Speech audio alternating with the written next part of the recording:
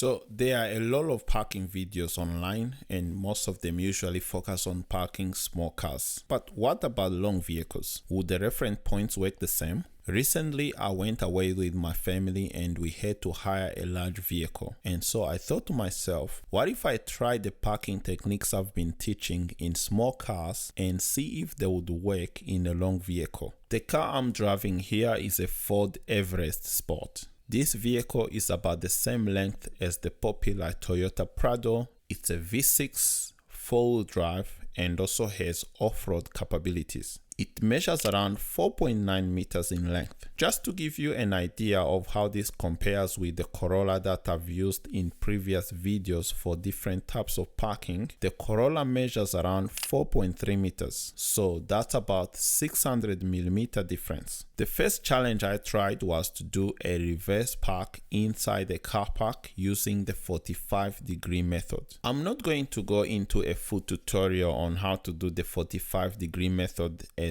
I've already covered it in a previous video. If you are learning how to drive, I would advise you to watch that video first as I go through the steps in depth. Now, in a previous video, I said to line up the mirror with the second line of the target parking spot, but when I tried doing that did not work because this car is long. So here's what I did. I'm going to position as close as I can to the parking spots on the left. Since I'm driving a long vehicle, I'll put my side mirror past the second line and position it in the middle of the parking spot next to my target parking spot. So not mirror in line with the line, but mirror in the middle of the next parking spot from the one I want to park in. So here's my target parking spot. I pass the first line, and then when my left side mirror reaches the middle of the second parking spot, I need to put the car at a 45-degree angle while still in drive.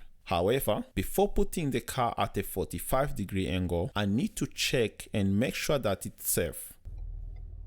It's safe in this case, so I put the car at a 45-degree angle. When doing reverse parking using the 45-degree method, I need to keep moving forward until I can see the second line of my target parking spot in the left side mirror. I can see that line now, so I stop.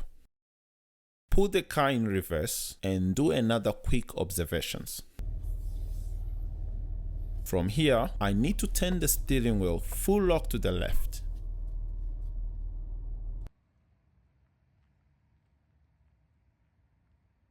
Continue moving, and once I can see that the car is almost straight, I straighten up the tires by turning the steering wheel 1.5 turn to the right. As you can see, challenge number 1 is a success, and the 45-degree parking method works when driving a long vehicle. The only thing I had to change was the first reference point.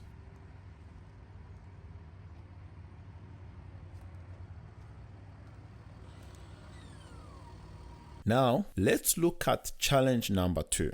I'm going to do another reverse parking, but this time I will use the 90-degree method, which works best if the car park is not busy. Again, if you haven't watched the 90-degree tutorial video on this channel, I would advise you to do that, as what I'm doing will make more sense. Here's my target parking spot. I pass the first parking spot after it, then the second parking spot, and stop as my left side mirror passes the first line of the third parking spot. Because I'm driving a long vehicle, I need to make sure that my mirror passed the line, and I'm actually going to put the mirror in the middle of the third parking spot. Next, I need to prepare, observe, and then start the maneuver. To prepare, I put the car in reverse. To observe, I check the rear view mirror, the right side mirror, and both blind spots. It's also important to turn the head and physically look at the rear. Now, I full lock the steering wheel to the left and monitor my side mirrors. It looks like I'm clearing the line on my left. I'm also clearing the line on my right, so great. Once the car is inside the parking spot and is almost straight, I need to straighten up my tires. Remember that I just turned the steering wheel full lock to the left. So to straighten up the tires, I turn the steering wheel 1.5 turn to the right. Once the car is straight, I put the car in park since this is an automatic car, and also engage the parking brake. As you can see, the 90-degree reverse parking method also works for long vehicles with some minor adjustments to the reference points. Now, let's do the final parking challenge. This time around, I'm going to do a reverse parallel park. I will use the same technique like the video on this channel and see if that also works for longer vehicles. The first thing that I need to do is to check my rear view and left side mirror and signal left. So here I drive next to the car and position the car about half a meter to 1 meter from this parked vehicle. I stop when my mirror is in line with their mirror. At this point, I select reverse and carry out some quick observations.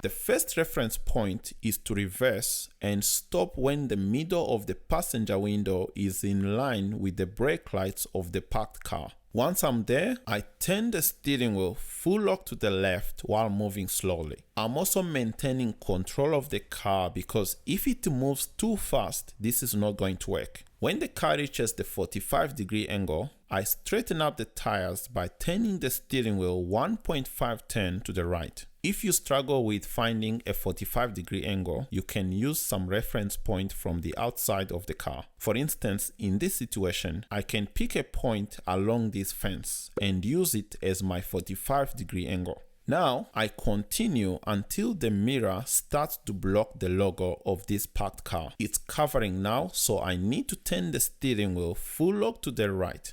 Continue and ensure that the car is not going to hit the curb. It's not gonna hit, so I need to straighten up the tires. To straighten up the tires, I turn the steering wheel 1.5 turn to the left. Again here, I managed to reverse park this long SUV using the steps I used for a small car. One thing I noticed is that when I go to the 45-degree angle and turn the steering wheel full lock to the right, the front of the car seemed a bit close to the front car. This can be fixed by maybe making a third of the passenger window in line with the brake lights instead of the middle of the passenger window, so basically changing that first reference point. As you can see, the same steps used to park a small car can also work for a long vehicle. You just need to make a few minor adjustments to the reference point. If you are taking your test in a long vehicle, make sure you are confident. Otherwise, it might be easier to do it in a smaller car. And if you don't have access to a smaller car, consider using your driving instructor's car for the test. That's it for this video. I hope you learned something from it. If you did, give the video a thumbs up